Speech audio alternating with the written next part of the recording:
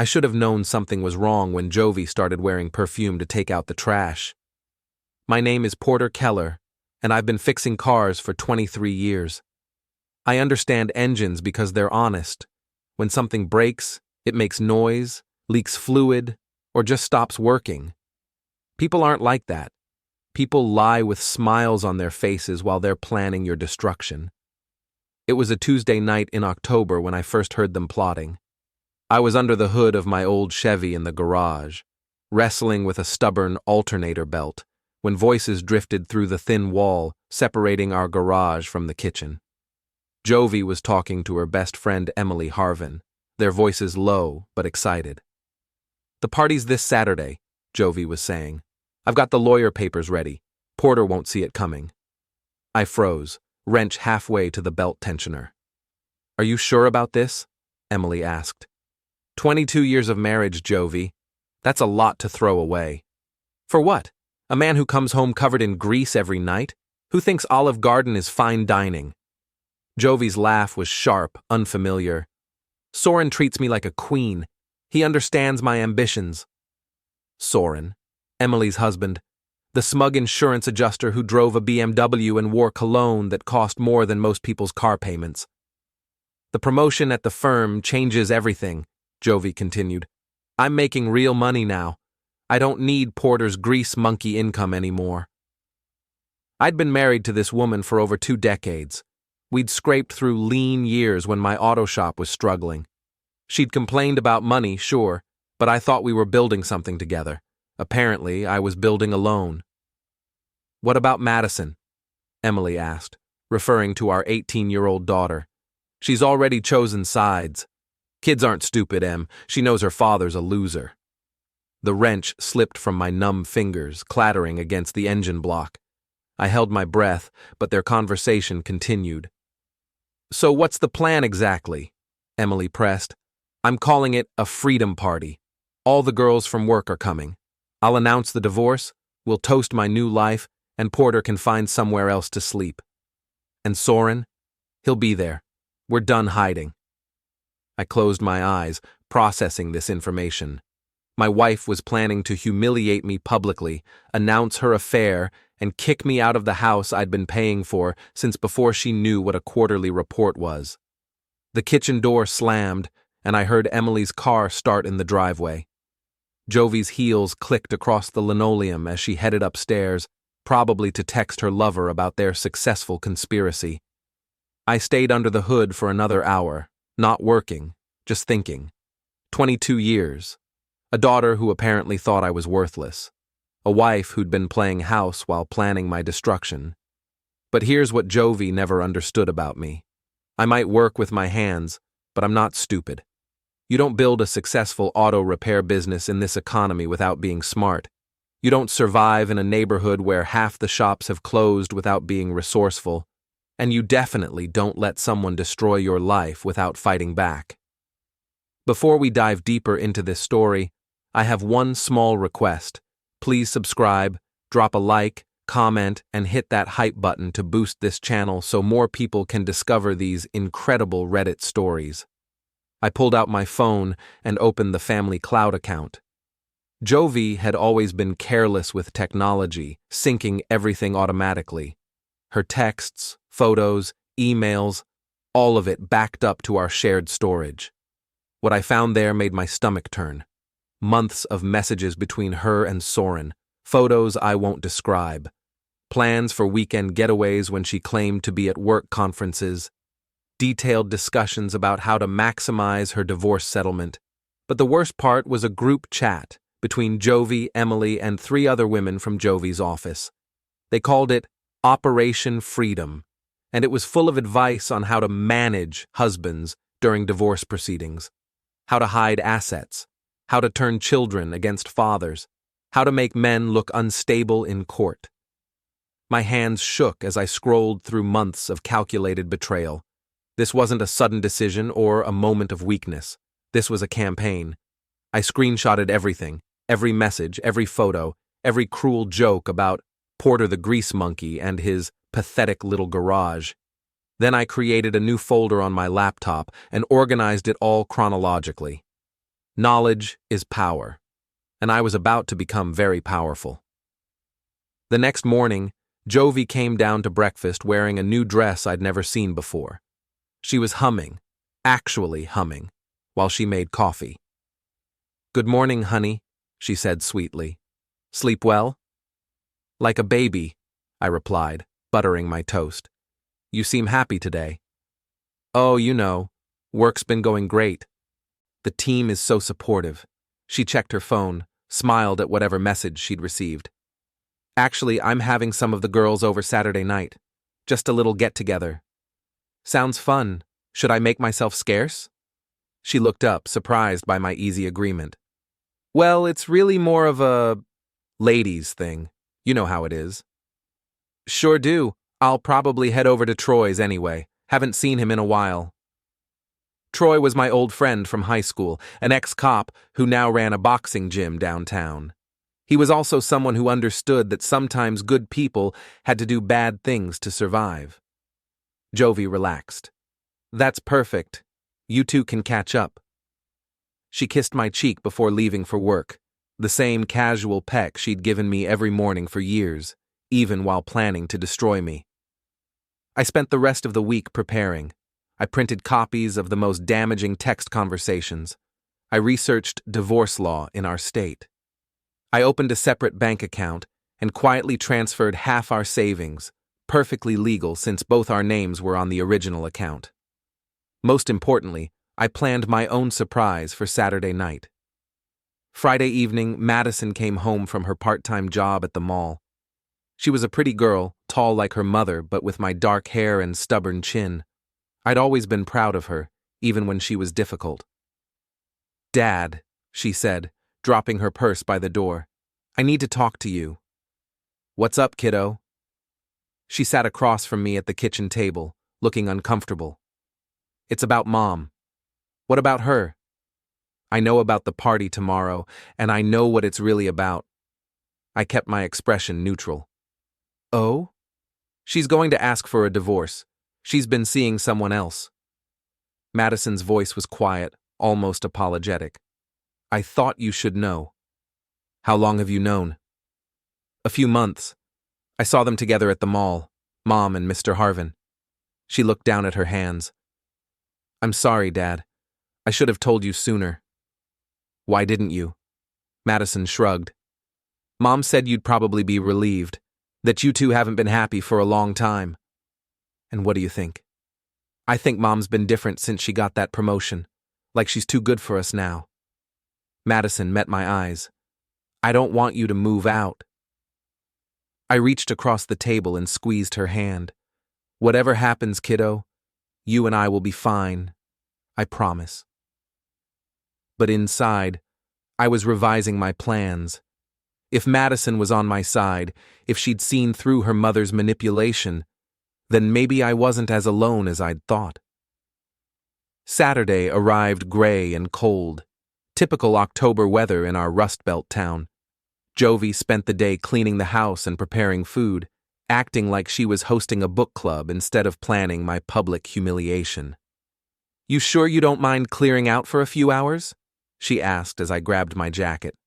"Not at all. Troy and I have a lot to catch up on."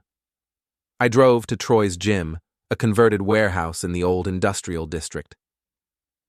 Troy was in his office, going through paperwork when I walked in. "Porter," he stood up, grinning. "Been too long, brother." Troy was built like a brick wall, with graying hair and intelligent eyes. We'd played football together in high school, before he went into the military and then police work. He'd quit the force 5 years ago after getting disgusted with department politics. "I need a favor," I said without preamble. "Name it." I told him everything. About Jovie's affair, the divorce party, the months of planning behind my back. Troy listened without interruption, his expression growing darker. "What do you need from me?" he asked when I finished. "Technical support, and maybe some moral support." "You got it.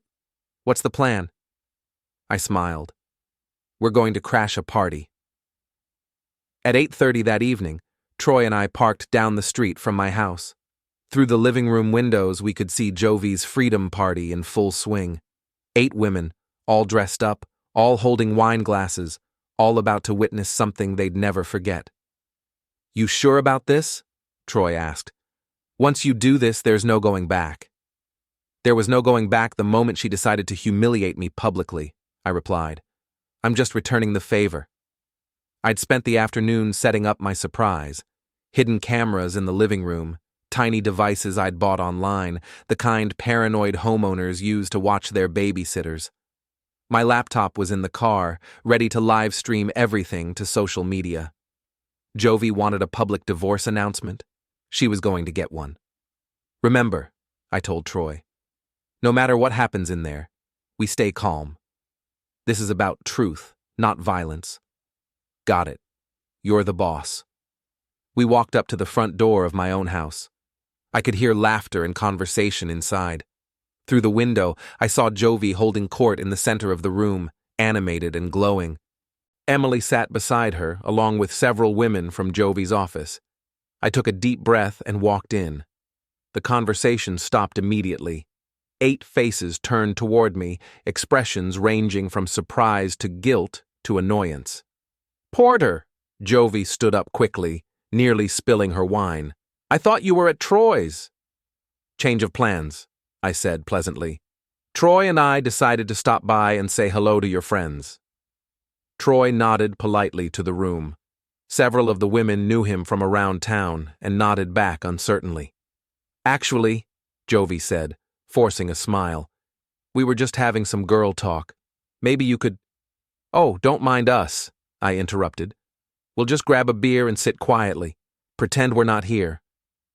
I walked to the kitchen, opened 2 beers, and handed one to Troy. Then we settled into chairs at the edge of the living room. The women looked at each other uncertainly. "Well," said Janet from Jovie's office, "maybe we should call it a night." No, I said cheerfully. "Don't stop on our account. Jovie was about to make some kind of announcement, weren't you, honey?" Jovie's face had gone pale. "Porter, I think we should talk privately." "Why? We're all friends here. Emily, you don't mind if I stick around, do you?" Emily Harvin looked like she wanted to disappear into the couch. "Well, maybe it would be better." "Come on," I pressed. "You've been Jovie's best friend for years. You've supported her through everything, all her decisions, all her adventures." The room was getting tenser by the second. Jovie set down her wine glass with shaking hands. "Porter, please." "Please what? Please leave so you can announce that you're divorcing me? Please go away so you can tell everyone about your new boyfriend?" Gasps echoed around the room. Several women started gathering their purses.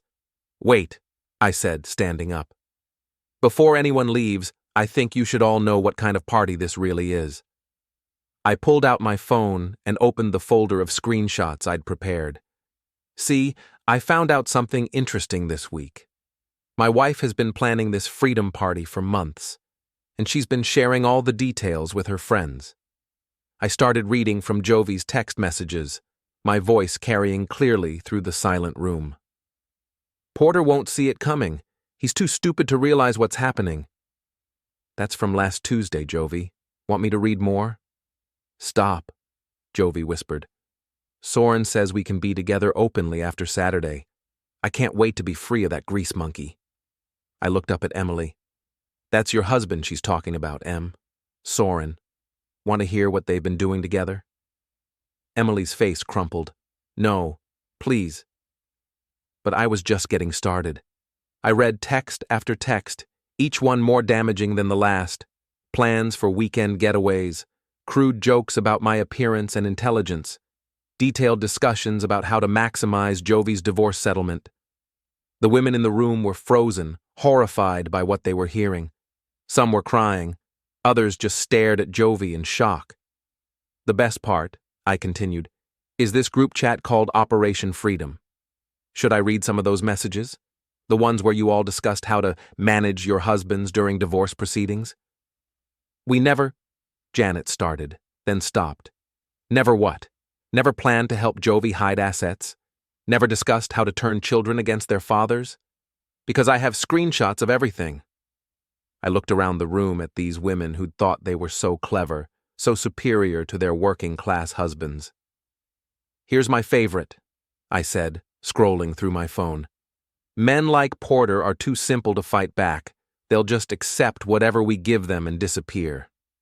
The silence was deafening.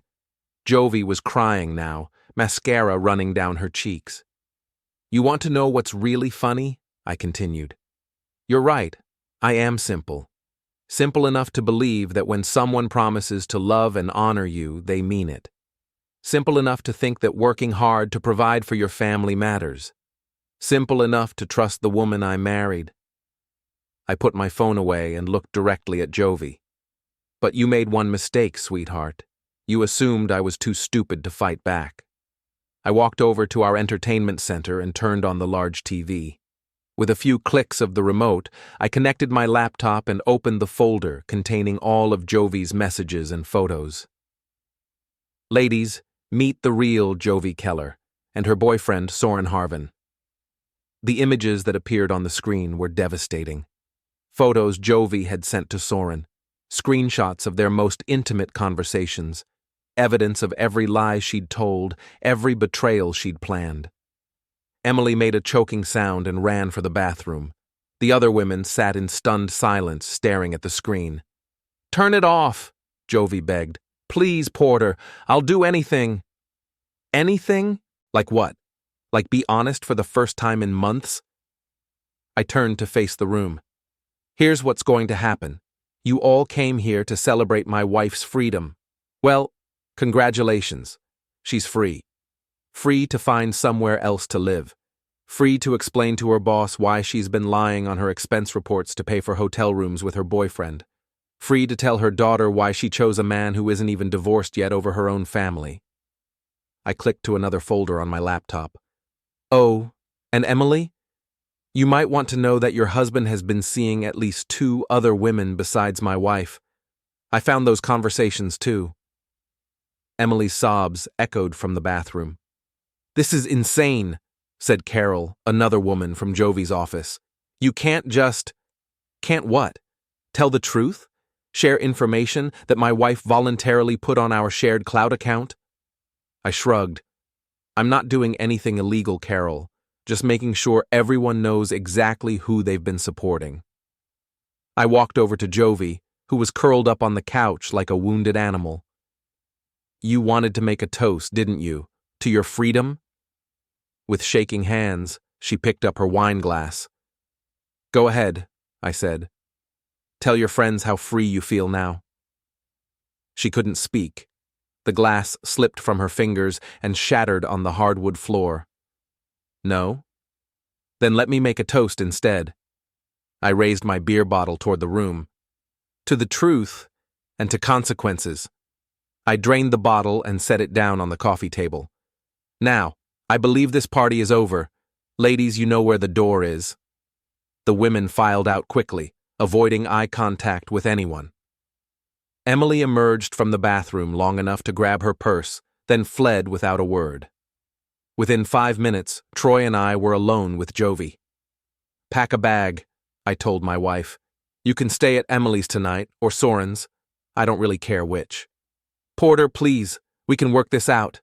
It was a mistake. I was confused. The only thing you were confused about was thinking I'd let you destroy me quietly. Troy cleared his throat. I'll wait in the car, Porter. After he left, Jovie and I stared at each other across the wreckage of our living room. 22 years, she whispered. Doesn't that mean anything to you? It meant everything to me. That's why this hurts so much. I never meant for it to go this far. It just happened. Nothing just happened, Jovie. You planned this for months. You recruited allies. You strategized how to hurt me as much as possible. I picked up a piece of the broken wine glass. The only thing that just happened was me finding out about it. She went upstairs and packed a bag while I waited. When she came back down, she paused at the door. What about Madison? Madison already knows everything. She's known for months, and unlike her mother, she chose to be loyal to her family. Jovie's face crumpled again, but I felt nothing. No satisfaction, no regret, just emptiness where my marriage used to be. The lawyer will be in touch, she said quietly. I'm sure he will. But Jovie, next time you plan to destroy someone's life, make sure you're smarter than they are. She left without another word. The next morning, I woke up in my own bed for what I thought might be the last time. Jovie's side was empty, sheets cold, like she'd never been there at all. Funny how quickly 22 years of shared mornings could feel like a dream. Madison was in the kitchen when I came downstairs making pancakes and trying to act normal. Dad, you okay? I'm fine, kiddo. How are you handling all this? She flipped a pancake with more force than necessary. Mom called me last night. She's staying at Aunt Linda's. Linda was Jovie's sister, a bitter woman who'd been divorced twice and seemed to view marriage as a temporary inconvenience. She said you humiliated her in front of her friends. Is that what she said? Madison turned to face me. She also said you invaded her privacy and that what you did was probably illegal. I poured myself coffee and sat at the kitchen table. What do you think? I think she's been lying to everyone for months, and now she's mad she got caught. Madison put a stack of pancakes in front of me. But Dad, the whole neighborhood's talking. Mrs. Dorsey next door asked me if it was true that Mom was having an affair. Mrs. Dorsey was the neighborhood gossip, a 70-year-old retired teacher who knew everyone's business before they did. What did you tell her? The truth. That Mom made her choice, and now she has to live with it. I was proud of Madison's maturity, but worried about the position this put her in. 18 years old, starting her senior year of high school, and now dealing with her parents' very public divorce. I'm sorry you're caught in the middle of this, kiddo.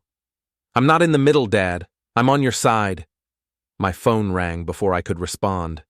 Unknown number. Porter Kellor? Speaking.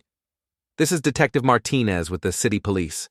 We've received a complaint about harassment and possible invasion of privacy. We'd like to speak with you. I closed my eyes. Of course, Jovie had called the police. I'll be right down. The police station was a squat brick building downtown next to the courthouse where I'd probably be spending a lot of time in the coming months.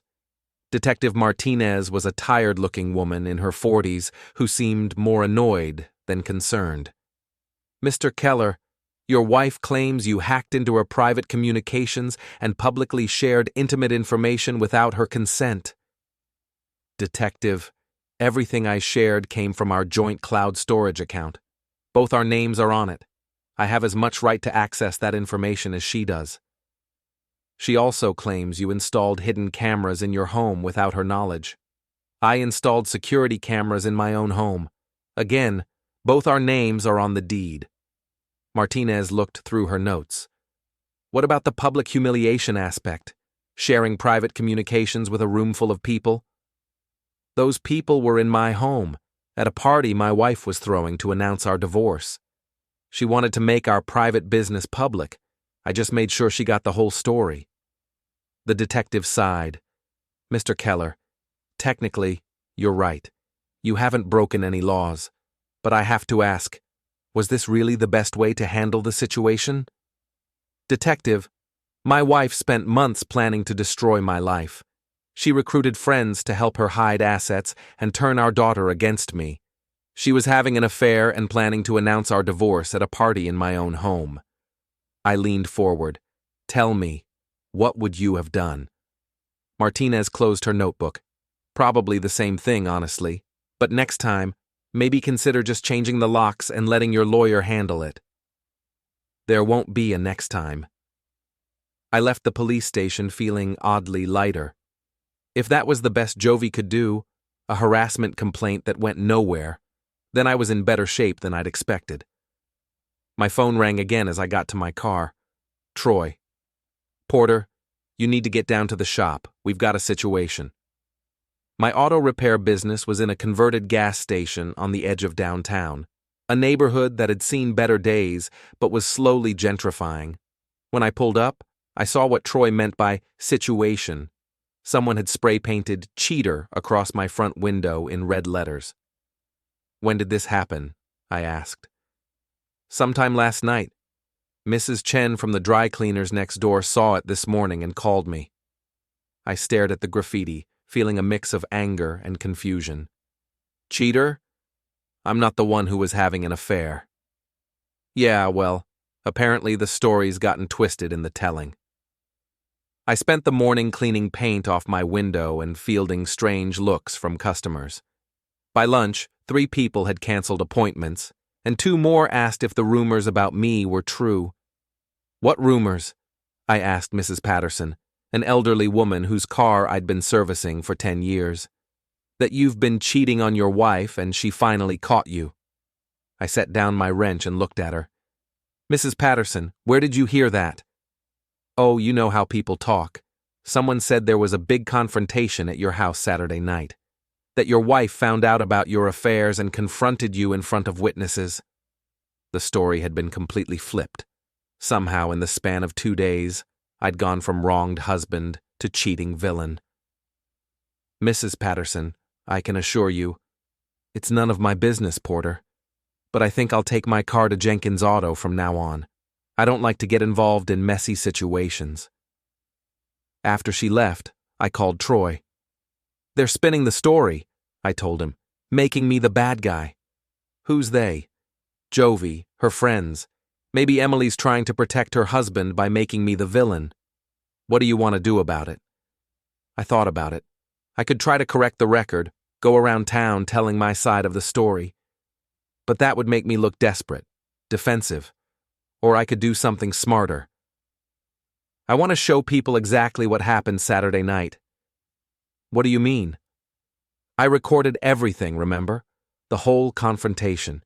Every word Jovie said, every text message I read, every lie that got exposed.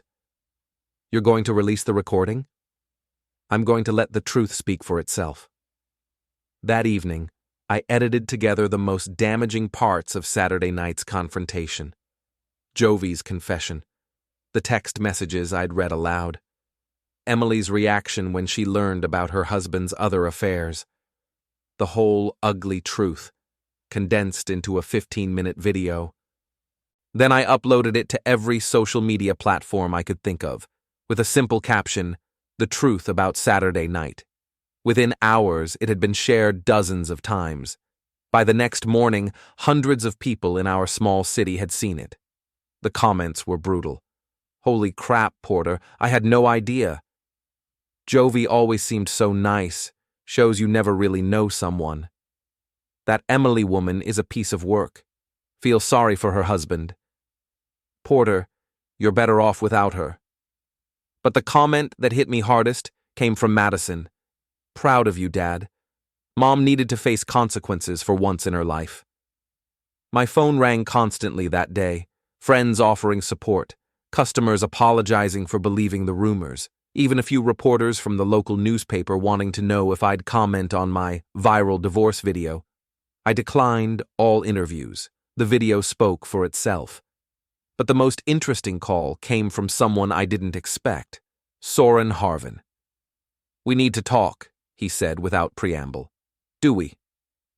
Meet me at Murphy's bar tonight, 8 o'clock. Murphy's was a dive bar in the old part of town, the kind of place where working men went to drink away their problems. It seemed like an odd choice for someone like Soren, who usually preferred wine bars and trendy restaurants. I arrived early and took a booth in the back. The bar was mostly empty, just a few regulars nursing beers and watching sports on the ancient TV above the bar. Soren walked in at exactly 8 o'clock, looking uncomfortable in his expensive suit. He spotted me immediately and walked over, sliding into the booth across from me. Porter. Soren. We stared at each other for a moment. He was a handsome man, I had to admit, tall, well-dressed, with the kind of polished confidence that came from never having to worry about money. I could see why Jovie had been attracted to him. You've destroyed my marriage, he said finally. I destroyed your marriage? That's interesting, considering you're the one who was sleeping with my wife. Emily won't speak to me. She's filed for divorce. She's turned our kids against me. Sounds familiar. Soren leaned forward. Look, what happened between Jovie and me? It wasn't supposed to go this far. It just got out of hand. Out of hand? You two were planning this for months. I have the text messages to prove it. We never meant to hurt anyone. I laughed, a harsh sound in the quiet bar. You never meant to hurt anyone? Soren, you were actively helping my wife plan my destruction. You encouraged her to humiliate me publicly. You helped her strategize how to take everything I'd worked for. That was her idea. And you went along with it because it benefited you. Don't sit there and pretend you're a victim. Soren ran his hands through his hair, messing up his perfect styling. What do you want from me? Nothing. Absolutely nothing. There has to be something. Money? I'll pay you to take down that video. The video stays up. Then what? What's it going to take to end this? I finished my beer and stood up. Soren, you made a choice. You chose to betray your wife, destroy your family, and help my wife destroy mine. Now you get to live with the consequences. This isn't over, he said as I walked away. Yes, it is. But I was wrong. It wasn't over. It was just getting started. The next few weeks passed in a blur of lawyer meetings, paperwork, and increasingly creative attempts by Jovie's side to paint me as the villain. Her attorney, a sharp-dressed woman named Rebecca Walsh, was everything you'd expect from someone who specialized in high-conflict divorces. Mr. Kellor, she said during our first mediation session, my client is willing to be reasonable, but your recent behavior has made that difficult. What behavior is that? The public humiliation, the invasion of privacy, the viral video that's caused my client significant emotional distress. I looked across the table at Jovie, who was dressed in a conservative navy suit and had styled her hair to look as innocent as possible. She wouldn't meet my eyes. Your client spent months planning to humiliate me publicly, I replied. I simply made sure the truth came out at the same time. The truth as you see it. The truth as documented by your client's own text messages and photos. My lawyer, a bulldog named Frank Morrison, who'd been recommended by Troy, cleared his throat. Ms. Walsh, are you disputing the authenticity of the communications my client discovered? We're disputing his right to share them publicly. Communications that were stored on a joint account that my client had legal access to? The mediation went nowhere. Jovie wanted half of everything, including my business, plus spousal support. I was willing to split our assets fairly, but I wasn't going to pay her to maintain the lifestyle she'd been funding with lies and betrayal. This is going to get ugly, Frank warned me afterward. It's already ugly. But I had no idea how ugly it was about to become. The first sign of trouble came when I arrived at my shop Monday morning to find the front door standing open. The lock had been forced, and someone had ransacked the office. Files were scattered everywhere, my computer was missing, and someone had poured motor oil all over my desk. I called the police, but Detective Martinez seemed less sympathetic than during our previous meeting. Any idea who might have done this? I have some suspicions. Care to share them? My wife's boyfriend has been making threats. What kind of threats? I realized I had no concrete evidence. Soren's threat at Murphy's bar had been vague, and I hadn't recorded it. Nothing specific, but the timing seemed suspicious. Martinez looked around the destroyed office. Was anything valuable taken? My computer, client files, some petty cash. We'll dust for prints, but honestly, Mr. Kellor, break-ins are pretty common in this neighborhood. Could be random. But I knew it wasn't random. This was personal. I spent the day cleaning up and trying to reconstruct my files from backup records. Several customers called to cancel appointments, citing uncomfortable situations and not wanting to get involved. By the end of the week, I'd lost nearly 30% of my regular customers. They're running a campaign against you, Troy observed, helping me install a new security system at the shop. Who's they? Jovie, Emily, maybe Soren. Think about it. Your wife works for a marketing firm. She knows how to manage public perception. He was right. The story around town had shifted again. Now, I wasn't just a cheater. I was an unstable man who'd become dangerous after being caught. The viral video was being framed as evidence of my unhinged behavior rather than proof of Jovie's betrayal. "What do you want to do about it?" Troy asked. "I want to find out who's really pulling the strings." That night, I did something I probably shouldn't have done. I drove to Emily Harvin's house and parked across the street, watching. Emily had supposedly thrown Soren out after learning about his affairs, but I wanted to see if that was true. At 9:30, a familiar BMW pulled into her driveway. Soren got out, used his own key to enter the house, and turned on the living room lights like he belonged there. I sat in my car for 2 hours, watching them move around inside like a normal couple. No fighting, no drama, just domestic routine. Emily hadn't thrown Soren out. They were still together, which meant the whole devastated wife act had been a performance. But why? I started following them over the next few days, learning their patterns. Soren left Emily's house every morning at 7:30 and returned every evening by 6. On Wednesday, I watched them meet for lunch at an upscale restaurant downtown, holding hands across the table and laughing like newlyweds.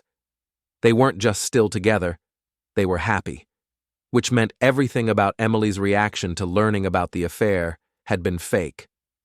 But the real revelation came on Friday night. I was parked outside Murphy's bar, waiting to see if Soren would show up for his weekly poker game, when I saw Emily's car pull into the lot. She went inside, and 20 minutes later, she came out with someone I recognized, Rebecca Walsh, Jovie's divorce attorney. They sat in Emily's car for almost an hour, talking intensely. I couldn't hear what they were saying, but their body language suggested they were planning something. When Walsh finally got out and drove away, I followed Emily home. She went straight inside, and within minutes, I saw Soren's silhouette in the window. The pieces were starting to come together, but I needed more information.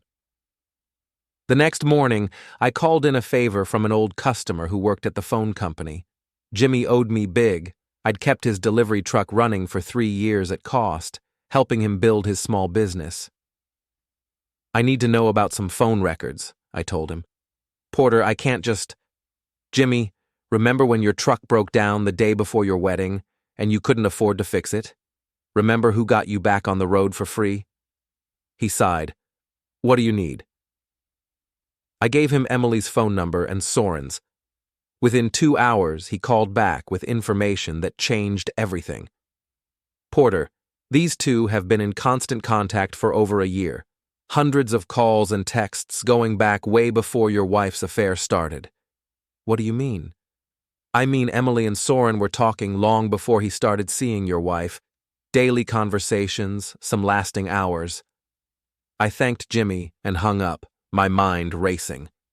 If Emily and Soren had been in contact for over a year, and if they were still together now, then what exactly had happened? I pulled out my laptop and started going through the screenshots I'd saved from Jovie's phone, looking at them with new eyes. The earliest messages between Jovie and Soren were from 8 months ago, but they referenced conversations and meetings that had apparently happened before that. And in several of the messages, Soren mentioned things that Emily had told him about me. Personal details about my business, my habits, my relationship with Madison. Information that only someone close to our family would know. Emily hadn't been Jovie's loyal friend helping her through an affair. Emily had been the architect of the whole thing. But why? What did Emily have against me? I spent the weekend going through old records, trying to figure out the connection. Emily and I had barely interacted over the years. She was Jovie's friend, not mine. We'd been polite at social gatherings, but that was about it. Then, buried in my business files, I found it. 3 years ago, Emily had applied for a bookkeeping job at my shop. I'd completely forgotten about it. I'd gotten dozens of applications and had hired someone else. But there was her resume, and attached to it was a note from my former bookkeeper. Emily Harvin worked for Davidson Auto before they closed, fired for discrepancies in accounts, Would not recommend. Emily had been fired for stealing from her previous employer. I'd never hired her, never even interviewed her. But apparently, she'd held a grudge. Everything made sense now. Emily had spent 3 years planning revenge against me for not hiring her. She'd used her friendship with Jovie to get close to our family, learned our weaknesses, and then orchestrated the affair to destroy my marriage. Soren had been her weapon, not her victim. They were partners, not star-crossed lovers torn apart by circumstances. And now they were working with Jovie's attorney to finish what they'd started. I had to admire the elegance of it, even as it made me furious. Emily had turned my wife against me, destroyed my reputation in the community, damaged my business, and positioned herself as an innocent bystander. She was smart, patient, and absolutely ruthless. But she'd made one mistake. She'd assumed I was too simple to figure it out. Monday morning, I called Frank Morrison and asked him to set up an emergency meeting with Jovie's attorney. "What's the urgency?" he asked. "I have new information that changes everything." "What kind of information?" "The kind that's going to end this divorce very quickly." We met at Frank's office that afternoon. Rebecca Walsh arrived with Jovie and, to my surprise, Emily Harvin. "Why is Ms. Harvin here?" Frank asked.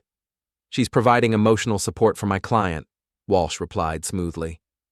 "How thoughtful," I said, looking directly at Emily.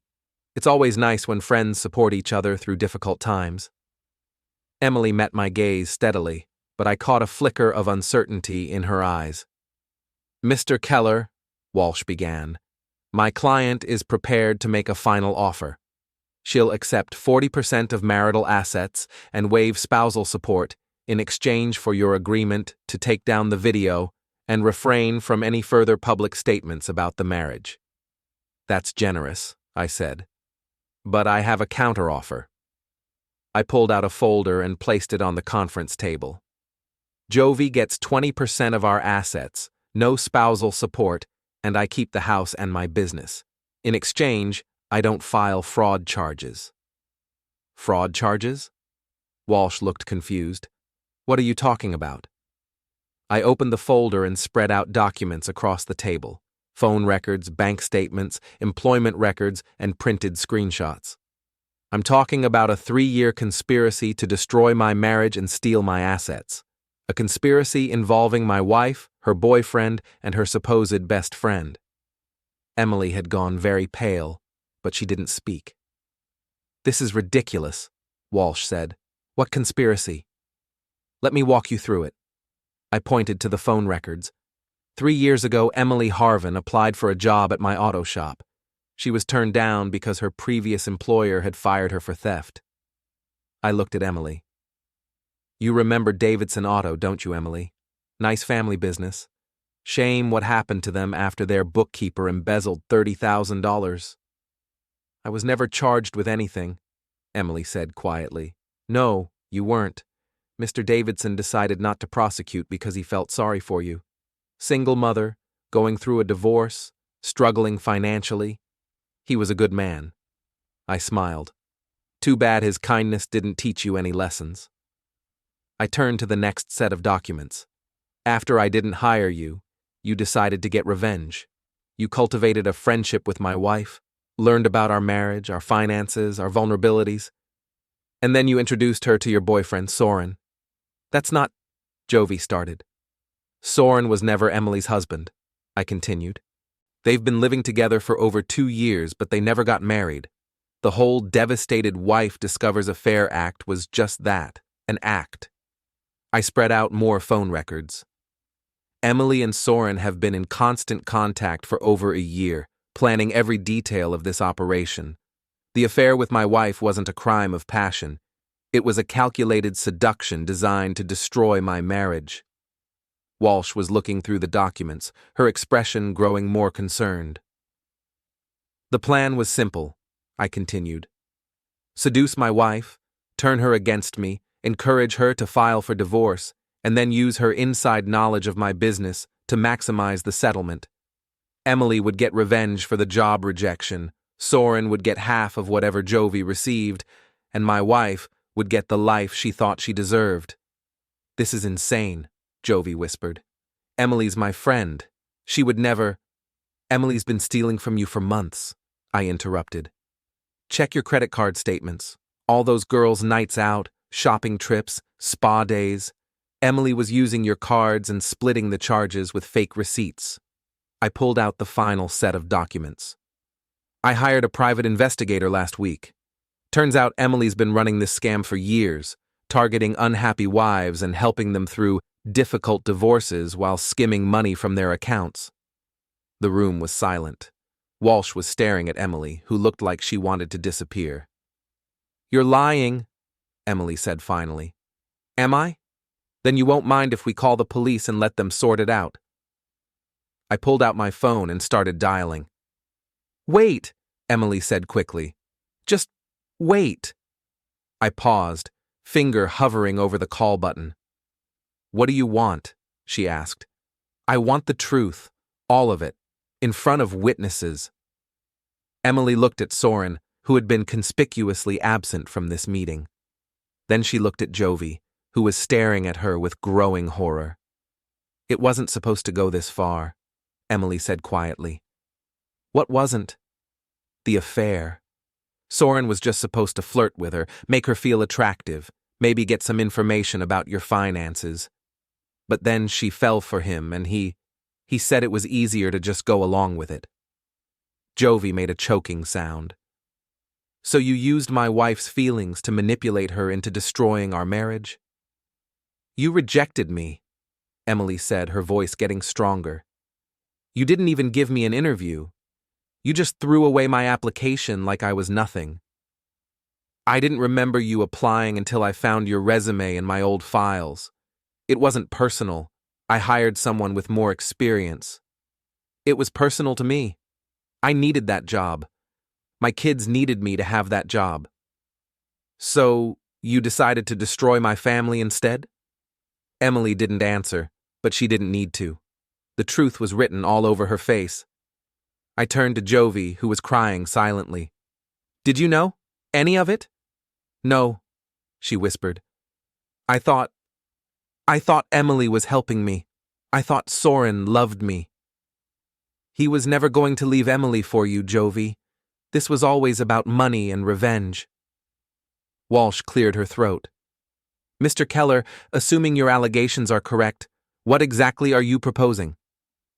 "Emily confesses to fraud and conspiracy. She makes restitution for everything she's stolen. She stays away from my family permanently." "And if she doesn't?" "Then I file criminal charges and let the district attorney sort it out. Plus, I release everything I've discovered to social media. Emily's little side business targeting vulnerable women will be front-page news." Emily was crying now, but they weren't tears of remorse. They were tears of rage and frustration. "You destroyed my life," she said. "No, Emily. You destroyed your own life when you decided that revenge was more important than integrity." I gathered up my documents and stood. "You have 24 hours to decide. After that, I go to the police." I walked toward the door, then paused and looked back at Jovie. "For what it's worth, I'm sorry it ended this way. I really did love you." "Porter, wait." But I was already gone. The next morning, Frank called with the news. "Emily's agreed to your terms. Full confession, restitution, restraining order. She's also agreed to testify about the conspiracy if needed." "And Jovie?" "She's accepting your divorce terms. 20%, no spousal support, no contest." "What about Soren?" "Disappeared. Emily says he took off when he realized you'd figured everything out." I hung up and looked around my empty house. Madison was at school, Jovie was staying with her sister, and I was alone with the wreckage of my old life. But for the first time in months, I felt something like peace.